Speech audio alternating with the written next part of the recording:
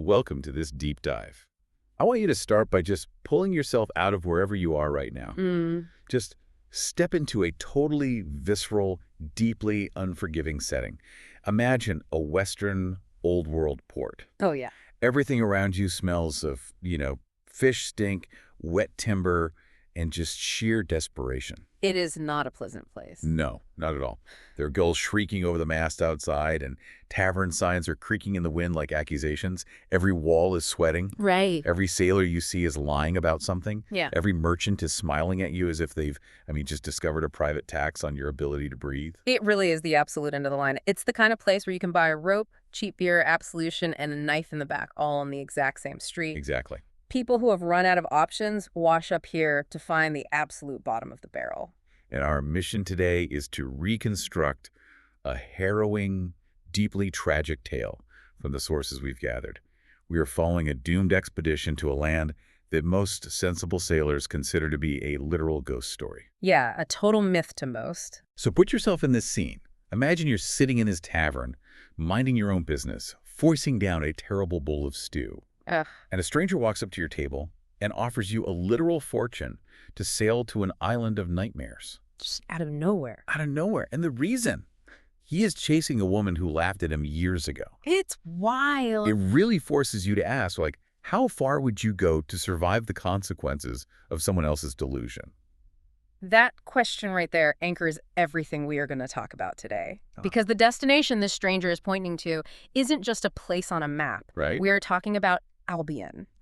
And to provide a bit of geographical and atmospheric grounding right up front, Albion is an island entirely shrouded in a magical, suffocating fog. Just endless fog. Endless. It is a place where the coastlines literally move when no one is watching. Wait, they move? Yeah, you can't map it properly. It's a land of ancient, unspeakable terrors hiding in the marshlands. You have to understand the prevailing mindset of the seafarers in this lore. Which is what? Albion is not a place you conquer. It is a place you survive. And even then, only if you are incredibly lucky. And to survive an environment that actively hates you, you need a very specific kind of person. Absolutely. So we're going to signal the beginning of this narrative by introducing the four unlikely companions at the center of our tale. They are the ones sitting in this noisy tavern trying to enjoy their bad stew. The one's about to get interrupted. Exactly. First, we have Anka Reed. She is a fiercely pragmatic, deeply pessimistic sellsword. Her core philosophy is that she trusts an empty purse far more than a full one. Because empty purses tell the truth. Right. Which is a brilliant survival mechanism. Anka views optimism as a tactical vulnerability. That is the perfect way to put it. Sitting next to her is Brother Havel Krug. He's a priest of Manan, the god of the sea. Right. But he is highly suspicious and pragmatic. He blesses ships with genuine devotion, but he inspects their hulls with genuine suspicion. Trust but verify. Exactly. Then we have Silk Dorn. She's an incredibly sharp-tongued barber surgeon. Oh, she's great. She basically trained herself by stealing instruments from her drunk master. She can sew a wound or insult a nobleman with equal precision. Good person to have around. Very useful. Yeah. And finally, Jost Brecht. He is a failed, hyper-rational student from the city of Nuln. I need to pause right there and explain Nuln, actually. Go for it. Because Jost's background is totally crucial to understanding the psychological horror of what's coming. In the context of this world, Nuln is essentially the Silicon Valley of its era. Oh, wow. Yeah, it is a city obsessed with industry, gunpowder, engineering, and logic. It is a place where everything can be quantified. Right. Jost carries around these notebooks and a cracked lens, clinging to this desperate belief that the world would make sense if people just kept better records. Which is hilarious. It is. Because dropping a guy from Nuln into the magical fog of Albion is like dropping a spreadsheet fanatic into a haunted house. That is the perfect analogy. So these four, they're a group of cynics. They are people who have survived enough minor misfortunes together to call each other friends. Mostly because they share equally low standards for the world. Yeah, exactly. And into this circle of hardened pragmatists walks Klaus Relmund. Here we go. He is the captain of a ship called the Kohnhafen. Klaus comes through the tavern crowd as if the room is naturally parting for him. He's got presence. He does. He's handsome, but the sources describe him as handsome in the way a ruined house is handsome. Oh, I like that. Right. Good bones, but battered by bad weather. He's wearing a coat that used to be expensive, smelling of salt and old brandy. and he just drops an offer on the table. 10 gold crowns a day for a voyage to Albion. Which completely silences the table. I mean, wouldn't it? Even Jost, the guy who thinks superstition is just bad bookkeeping, stops in his tracks. 10 gold crowns a day is a staggering, impossible wage. Havel actually points out that no honest voyage begins with impossible wages. He's not wrong. Wait, I need to stop you there. This guy is offering 10 gold crowns a day. That's not just generous, that's deeply suspicious. Highly suspicious. Klaus is essentially a ruined man trying to finance a voyage to a mirage. He is trying to recruit these incredibly capable people for a journey to a place he calls Goldway Hills, all based on, ledgers and maps he bought by selling off literally everything he owned. Everything. So what is actually driving this guy? Is it hope or is it just sheer narcissism? Well, it leans heavily into a toxic, obsessive, sunk cost fallacy. Okay, unpack that. So years ago, back in Non, when Klaus was a wealthy merchant's son, he met Lady Beth Goldway. Ah, the woman who laughed at him. Yes, she was from this distant island studying in the city. Klaus was young, and he made the fatal error of confusing a youthful infatuation with some grand cosmic revelation. Oh boy. He fell in love with her before she had even finished laughing at him. And then she went home to Albion. Just left. Just left. And he spent his entire inheritance, his reputation, and his prime years trying to find her again. But he never even got a single letter from her. Silk asks him this directly at the table. Yeah. And Brother Havel gently suggests, perhaps she did not wish to be found. And Klaus completely ignores that entirely rational point. Of course he does. Klaus has built a religion around her memory. He thinks he is the valiant hero of a beautiful romance. But this fatal flaw, this fermented delusion, is going to doom dozens of men. It's terrifying when you frame it like that. Think of it like the historical Franklin expedition, where immense resources and lives were thrown into the ice simply because of a stubborn refusal to accept the reality of the map. Right. Klaus's wealth insulated him from reality until the money ran out, and now he's trying to buy reality anyway. Naturally. Anka, Havel, Silk, and Jost firmly refuse. Could you them? Yeah, they tell him in plain language that they have no desire to drown just because he mistook an old infatuation for destiny. Brutal, but fair. And Klaus accepts this incredibly politely. He apologizes for taking up their time. He buys them one last round of drinks. And that is where the veneer of the romantic hero completely shatters. Yes, because he drugs them. Yeah. Anka wakes up with her wrists tied to a wooden beam, a splitting headache, and the deck of the Konahafen rolling beneath her. Such a nightmare scenario. Klaus comes down below decks, looks genuinely ashamed, and says, I lacked men. And Anka immediately shoots back, "You lacked consent." I love her. Right. And Klaus just efficiently conscripts them. He apologizes. He offers to double their pay to 20 crowns, but he absolutely refuses to turn the ship back. It is a brutal transition. Yeah. He recruits them honestly for 30 minutes and then efficiently kidnaps them for the rest of their lives. He has forced them into his delusion. Bound to his ship, captained by a madman, these 4 travelers are forced out to sea. But the true horror isn't the kidnapping. It's the environment they're sailing into. The ocean itself. Right. For the first 2 weeks, the voyage toward Albion is eerily calm. The crew is this miserable collection of debtors and thieves. The only people he could get. Exactly. And Klaus spends the entire time talking endlessly about Lady Beth. Yeah. He describes her sweet eyes and her gentle nature like a drowning man hallucinating dry land. Listen to how hollow his descriptions are, though. Silk pushes back on him, pointing out that saying someone laughs like bells isn't actually describing a real human being. Oh, that's such a good point. Klaus is in love with an idea. He doesn't know this woman at all. But the crew doesn't really have time to dwell on his terrible poetry, because as they approach Albion, the weather changes. Things get bad. And it doesn't happen with a dramatic lightning strike. The air just loses its warmth. It feels as if the ship is sailing away from the very concept of summer. Creepy. And then the fog gathers. I want to dive into the mechanics of this fog because it is terrifying. We really need to emphasize this. The fog of Albion is not merely meteorological. It's not just weather. No, it is an active atmospheric defense mechanism. The sources describe it laying upon the water in long, pale sheets, catching in the rigging like spiderwebs. Ugh, gross. It doesn't just blind you, it actively isolates the mind. It makes the voices of the crew sound borrowed, as if they're coming from other mouths. Wait, really? Yeah. It strips away their morale, their songs, their camaraderie before any physical threat even appears. Imagine you're on that ship. By the 15th day, The entire vessel is totally silent. You can't see the man standing 10 feet away from you. Just pure isolation. You just hear the creak of the wood and the dripping of the mist. Yep. And then, on the 16th night, there's no moon. A violent storm strikes out of absolutely nowhere. Zero warning. 1 second they're drifting in white vapor, the next a massive wind hits the Conahafen broadside. Rain cuts across the deck. Chaos. And in a flash of lightning, Anka looks over the rail and sees the rocks. Black reef teeth sitting right under the white water. The shipwreck is instantaneous. The sea does not permit them to turn. There's no time to react. The physics of a wooden ship hitting a stone reef in those conditions means the vessel practically explodes. The hull strikes the reef, and men are just swallowed by the icy sea. The way the source material describes it is so visceral.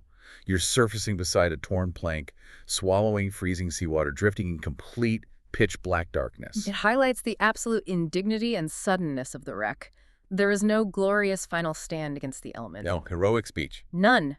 There is just the furious, desperate stupidity of the human body insisting on taking a breath while submerged in freezing water. Men die simply because they are in the wrong place at the wrong time. By dawn, the survivors wash up on this mean shingle beach under a towering cliff. And Klaus Relmund is there. Barely. Barely.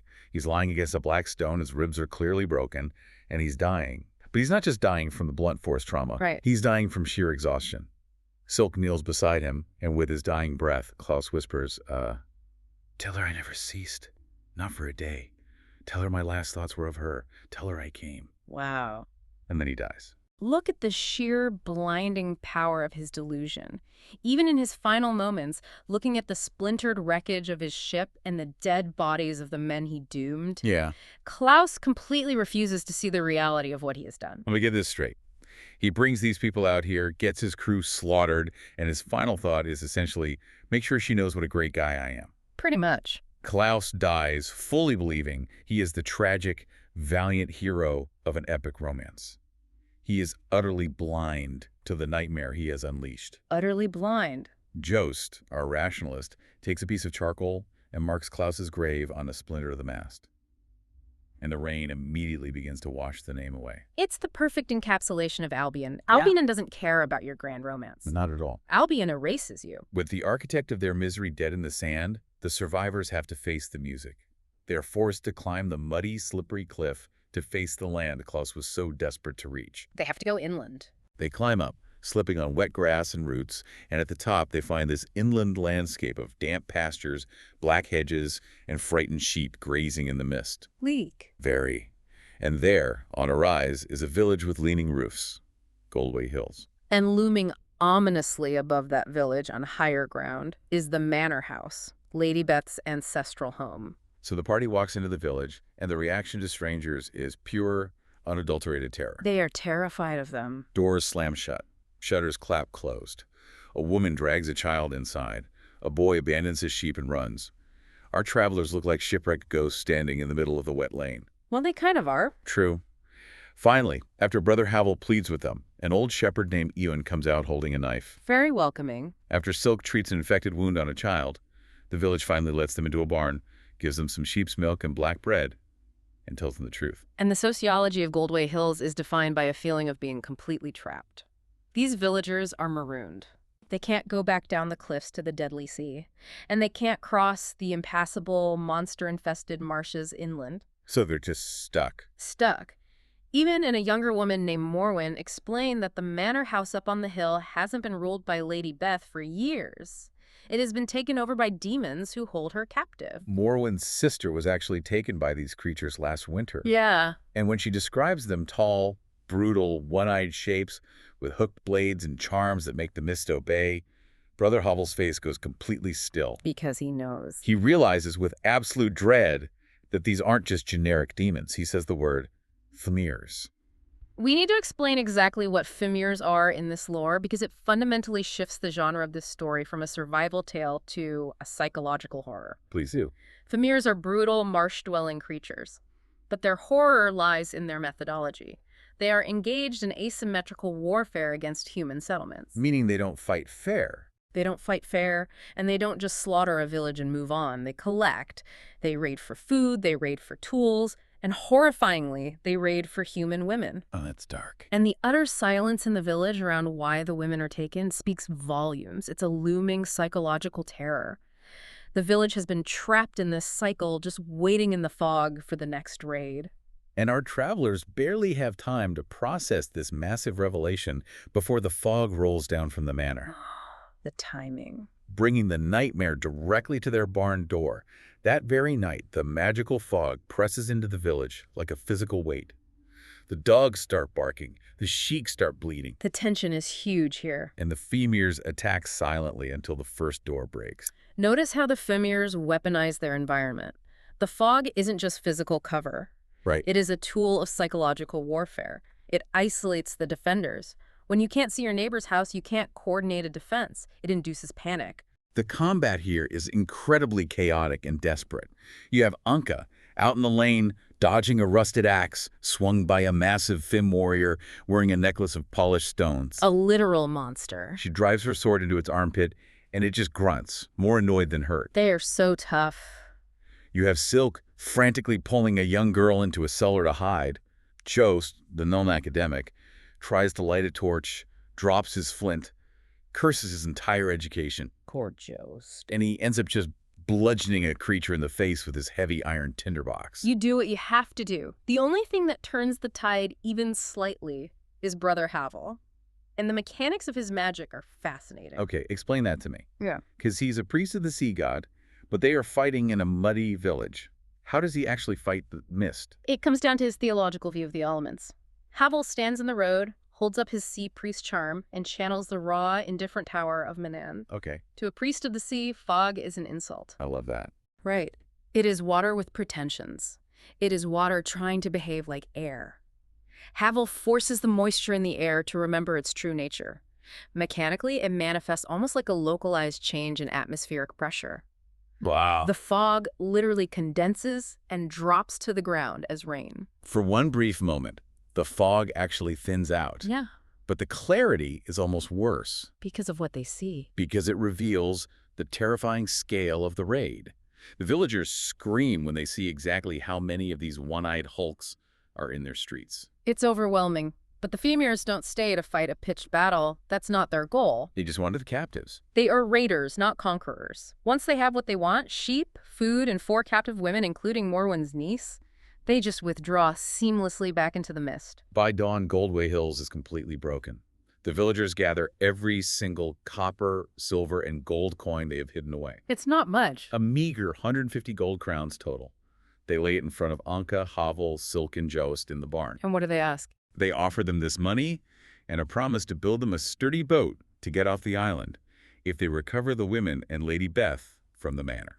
The devastating part of this request is that the villagers know these 4 travelers cannot possibly defeat an entire army of monsters. They know it's a suicide mission. Ewan essentially admits it. He looks at them and says, I think you came from the sea and have nowhere else to go. That is an autopsy of hope right there. It really is. The villagers are paying them strictly because the survivors are trapped. That is the only honest thing anyone has said to them since they walked into that tavern in the port. They have no other options. They have absolutely no choice but to walk right into the jaws of death if they ever want to leave Albion. So they sit down and plan their approach to the imposing Goldway Manor up on the hill. And the architecture of the manor mirrors the decay of the village. Yeah, how does it look? It's described as having the exhausted dignity of a house that remembers better company. Oh, that's poetic. It is overgrown with black ivy, the roof is sagging, and the outbuildings have been turned into filthy barracks for the Fimir warband. So they lay out 3 tactical options to get in. Option 1, a direct assault through the front gates. Yep. Anka rejects this in 3 seconds flat because it's suicidal. Option 2, diplomacy. Uh-huh. Brother Havel suggests this, and everyone stares at him like he's lost his mind. Yeah. You don't negotiate with monsters who steal people in the night. Obviously not. Option 3, a forgotten smuggler's tunnel. The villagers vaguely remember from 20 years ago that leads into the cellars. Guess which one they pick? Naturally, Anka chooses the tunnel. Which turns out to be a catastrophic miscalculation. The villagers hadn't used the tunnel in 20 years. But the Fimirs, who live in the dark and the damp, remembered it perfectly. Oh man, total trap. They get to the widened part of the cellar beneath the manor, and the ambush is sprung. They never stood a chance. A hook catches Anka's ankle, ripping her off her feet. A weighted net wraps around Silk. A wooden club introduces Brother Havel's face to the stone floor. Brutal. They are swiftly beaten, disarmed, and dragged up into the rain-swept courtyard of the manor. And it's here that they see the horrifying social hierarchy of the Fimir court arrayed before them. The sources paint an incredibly detailed picture of this hierarchy. Break it down for us. You have the Shirls, who are hunched, miserable, low-ranking laborers. You have the Fims, the brutal, heavily muscled warriors. You have the Durax, the robed magic users whose charms literally breathe vapor into the air. Okay. And presiding over all of them are the two leaders of this warband. Rheastum, who is broad, patient, and draped in stolen garnets and bronze. And the other one. Kirsum, who is vicious, constantly pacing with a restless jaw, looking for an excuse to tear out a throat. Yikes. But the centerpiece of this entire grim tableau is suspended in an iron cage in the center of the courtyard. Lady Beth Goldway. Klaus's great obsessive love. And she is filthy. She is wrapped in rags. Yeah. Heavily pregnant, clutching the iron bars of the cage. She's the ultimate picture-perfect image of a suffering, martyred noblewoman. The visual contrast is stunning here. Think about Klaus's pristine, romanticized image of her in Nuln, laughing like bells, and compare it to this grim, visceral reality of a pregnant captive standing in the cold rain. It's jarring. But instead of executing the travelers on the spot, the Fimir leaders use Beth to translate a highly unexpected proposition. This is where we get to the devil's bargain. Rheastum speaks in this guttural, croaking language, and Beth translates. The Fimirs want a relic called the Stone of Mist. The Stone of Mist. Right. It's located in their ancestral home, a place called the Eternal Isle, deep in the inland marshes. Beth explains that it is strictly taboo for the Fimirs to go there themselves. Convenient. Very. But if the humans fetch this stone for them, the Fimirs will release the captive women. I want to pause and dissect this negotiation. Why would a monstrous horde of raiders, who hold all the physical power, all the weapons, and all the captives, suddenly resort to giving a bruised group of humans a fetch quest? Exactly. Beth translates Rheastum's words, claiming the stone is just an old thing with sentimental value to their mothers and of no use to humans. But the red flags are waving wildly here. Wildly. Silk actually laughs out loud when Beth says the word sentimental. You're telling me these one-eyed slaughterers care about sentimentality. Yeah, it doesn't fit at all. But Beth clutches the bars of her cage, her voice breaking perfectly, and begs the party to do it to save the village women. It's an incredible performance. But then Anka does something unexpected. As the travelers are being led out of the courtyard to start this quest, Anka turns back to Beth and delivers Klaus's dying words. She says, "He died on the shore. He asked us to tell you his last thoughts were of you." And this is the critical pivot point of the entire story, because Beth's reaction is entirely wrong. How so? Walk me through what she does. If you are a terrified captive and you hear that an old friend just died trying to save you, you show shock or grief or even guilt. Right. But Beth goes perfectly still. The performance of the weeping martyr falters for just a fraction of a second. Oh, wow. She hides her face in her hands and makes a sound that might have been a sob, or, as Anka suspects, it might have been a laugh. The heavy rain makes it impossible to tell for sure. Put yourself in Anka's shoes for a second. You've just been kidnapped, shipwrecked, nearly killed by monsters, and now the damsel in distress might be laughing at your dead captain. It's so deeply unsettling. That moment plants a massive seed of suspicion in Anka's mind. The travelers have absolutely no choice but to accept the bargain to save the women, but they leave that courtyard knowing, deep in their bones, that something is fundamentally off about the suffering lady in the cage. They're walking into another trap, basically. So the Fimirs hand them a damp, nearly useless piece of hide that barely qualifies as a map, and the travelers plunge into the deepest, deadliest part of Albion, the swamp. The journey into the marsh is an exercise in profound sensory misery. Yeah, how bad is it? The source describes the marsh not as something with a clear border, but something that slowly accumulates. The solid ground just gradually gives way. They are wading through deep black water, covered in leeches and biting insects. The fog is so thick that voices seem to lose their owners. The psychological toll has to be immense. Silk even starts hallucinating the sound of bells ringing in the mist. Navigating with this Fimir map is like trying to read a book where half the words are missing and the other half are actively trying to drown you. That's a great way to describe it. Just looks at it and concludes whoever drew it had either never visited the marsh or did so under extreme emotional pressure. Probably both. On the third day of wading through this nightmare, they hear a man shouting. They follow the splashing noises and find a local man fighting for his life in a channel of black water. And what is he fighting? A massive, eyeless, gray, bristled marsh worm that is thicker than a man's body.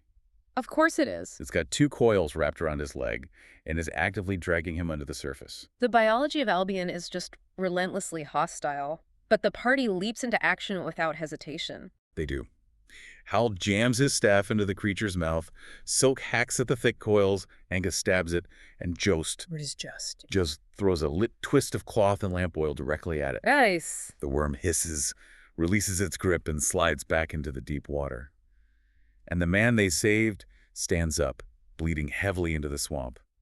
His name is Angus. But what's so telling about this world is Angus's reaction. He doesn't immediately fall to his knees and thank them. No. In a place as lethal as Albion, strangers are often a much bigger threat than the wildlife.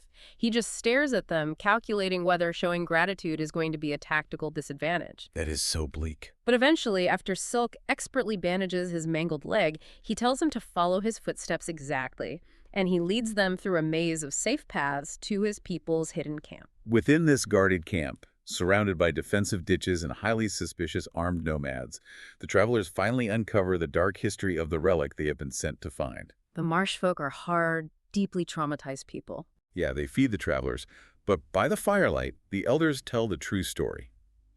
10 years ago, these marsh people weren't wandering nomads living in mud camps. No, they weren't. They were prosperous traders and guides living in a thriving, permanent town beside a great inland lake. And then an apocalyptic event occurred. Overnight, an island made of black stone literally rose from the depths of the lake. Just out of nowhere. Out of nowhere. An obsidian fortress sat on top of it. It vomited out magical fog, and real chaotic demons poured out of its gates into the town. Not Fimirs. No, we aren't talking about Fimirs here. We're talking about entities from beyond the veil, creatures with too many limbs, wrong faces, geometries that hurt the eyes. Pure chaos. They slaughtered the town in a single night, reducing the survivors to the paranoid nomads they are today. So when Jost mentions the Eternal Isle and the Stone of Mist, the elders completely shut down. I don't blame them. They judge the travelers harshly for even wanting to go near the place. They look at them like they are walking corpses. Because basically they are. But the next morning, 10 young marsh folk stepped forward.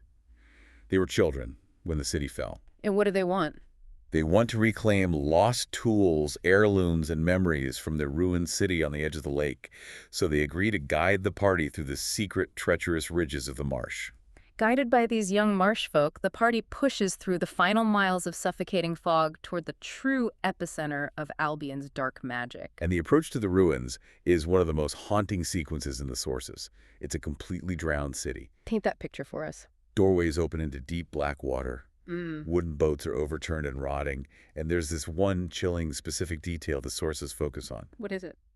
A child's untouched clay cup sitting on a windowsill, completely undisturbed for a decade while the world rotted around it. Wow. The guides move through the ruins in total reverent silence. They reach the edge of the Great Lake, and out in the center is the island. Black rock rising like a jagged tooth, and the lightless obsidian fortress crouching on top of it. They wait for dawn, frantically repair some of the old boats, and cross the black, mirror-like lake. The fog seems to literally breathe in and out around the fortress walls. It's alive. They enter through a postern door that was left slightly ajar 10 years ago. The inside is immediately oppressive. It smells of dried algae and dead, stagnant water. And the architecture is all wrong, isn't it? It wasn't built for human proportions. The corridors are too high, too narrow, and the angles induce vertigo. The psychological toll inside the fortress is immediate.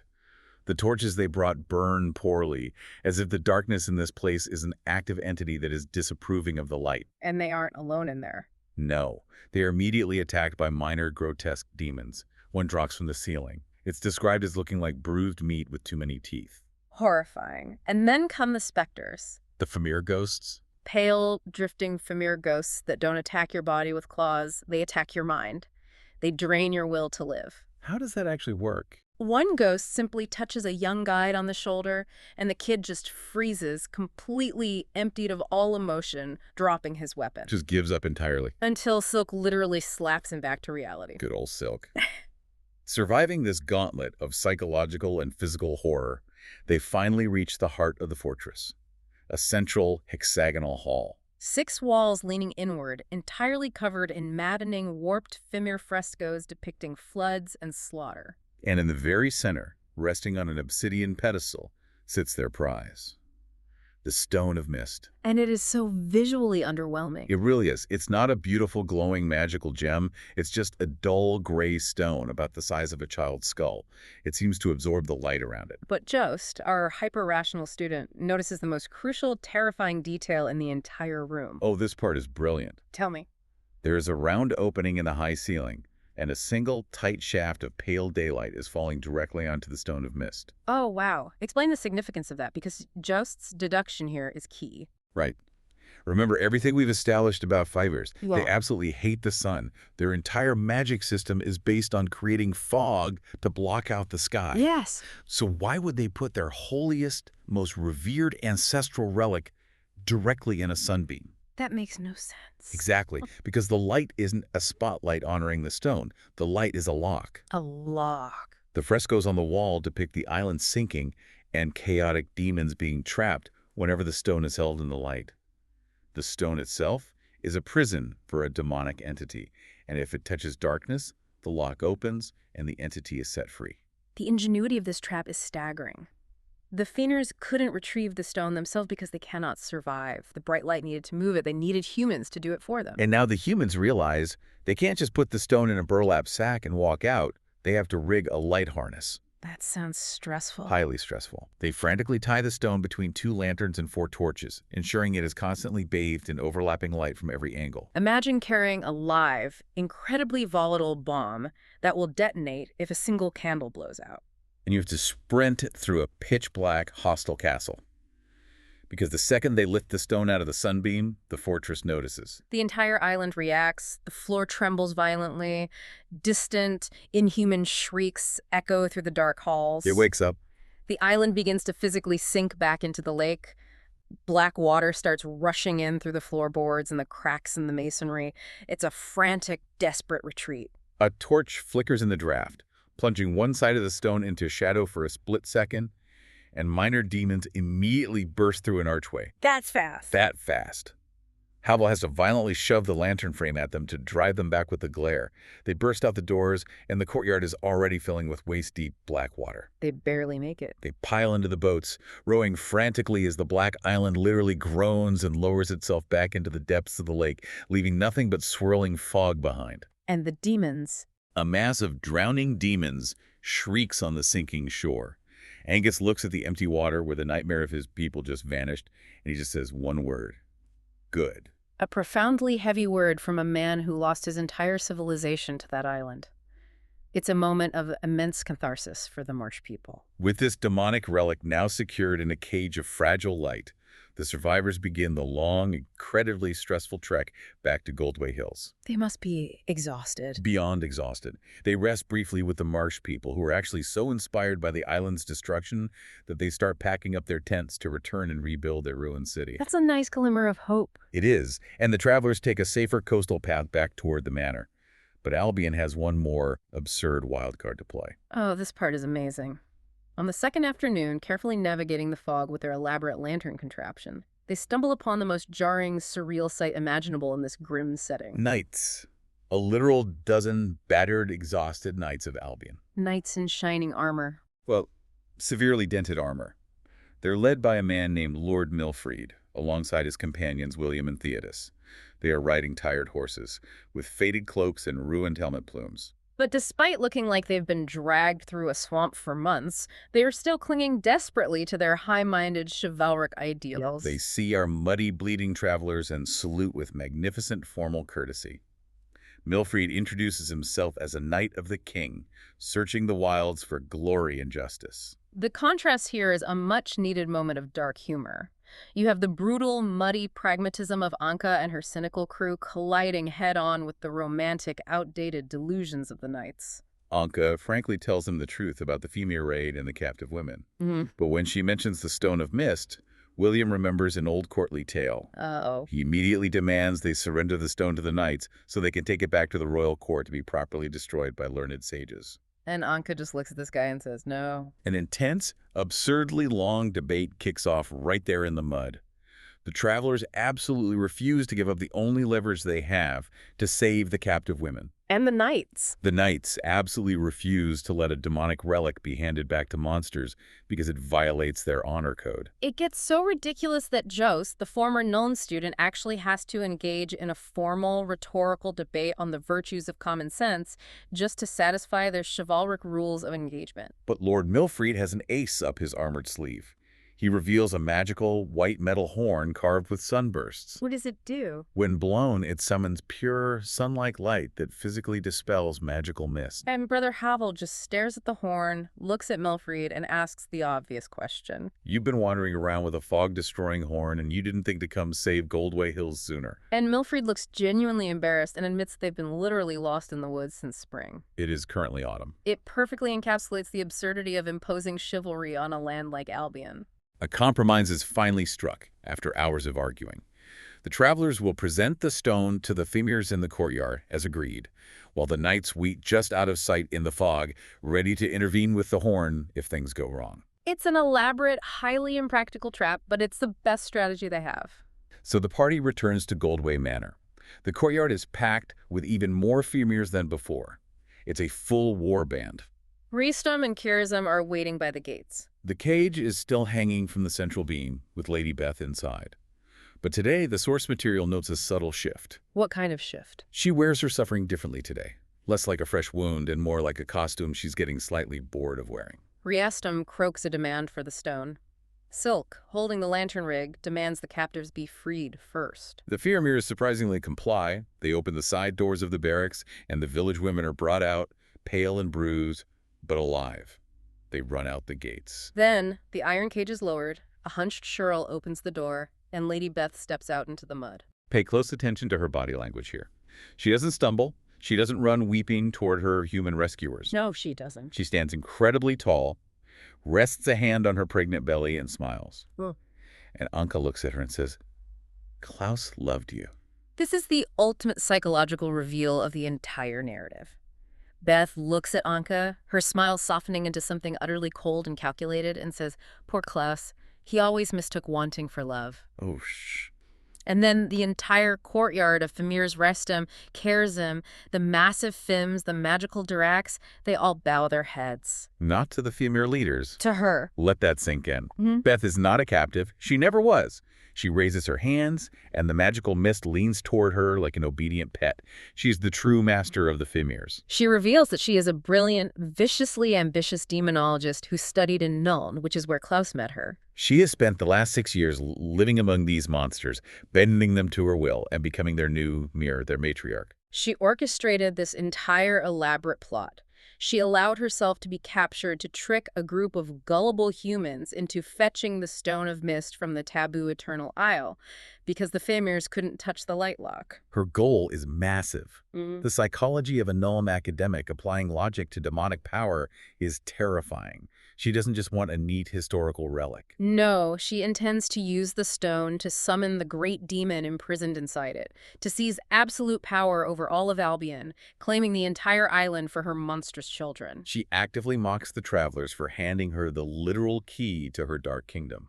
But the moment the truth drops, Anka doesn't hesitate.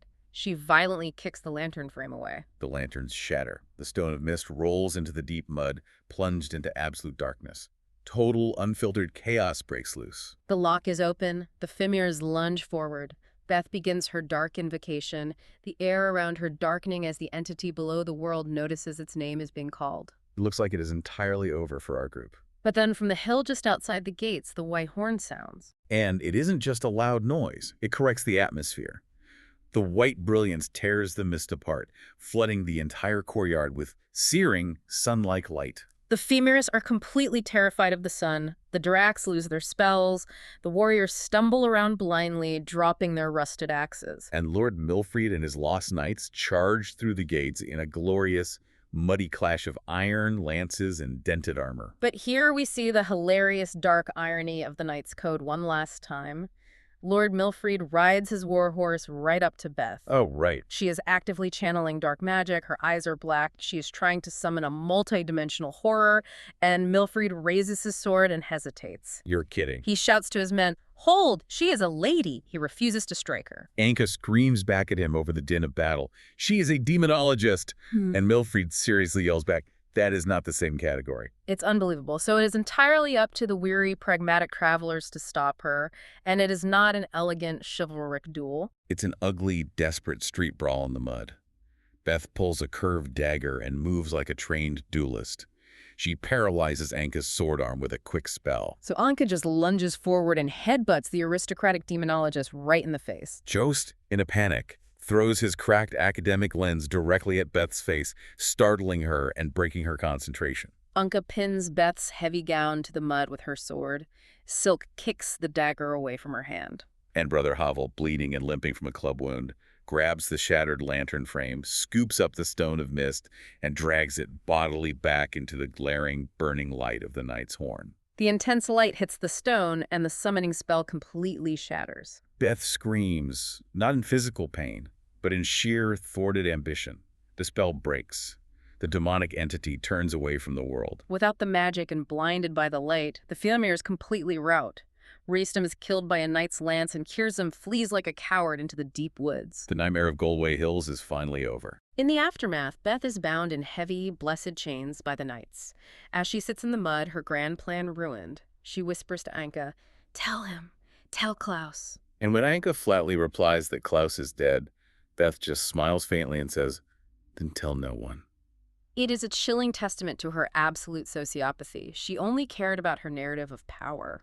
The captives are freed, the villagers of Goldway Hills are reunited with their families, and surprisingly, the village actually keeps its promise. They do. They pool their resources and build the travelers an ugly, tarred, but incredibly sturdy boat. The marsh people, miles away, are laying the first bricks to rebuild their drowned city now that the island is gone. And the cursed stone of mist, along with Lady Beth and her chains, is taken away by Lord Milfred and the knights toward the royal court to be handed over to the sages of Albion. If we look at the core philosophical takeaway of this entire narrative, the travelers leave without wealth, without glory, and without conquering Albion. They didn't solve the island's mysteries. They barely survived them. Before stepping onto the tarred boat to finally sail home, Anka walks up to the towering cliff one last time.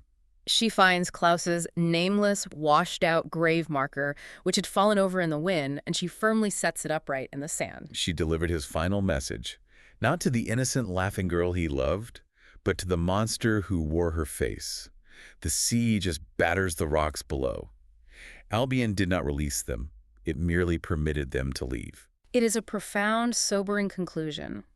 They survived the lethal consequences of a dead man's delusion, but the land itself remains unchanged, shrouded in its eternal fog. Which leaves us with one final, lingering thought to mull over.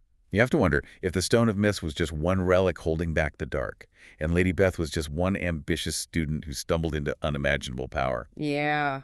What else is sleeping under the endless moving fog of Albion, just waiting for the next foolish captain to bring it the key? Thank you for joining us on this deep dive. See you next time.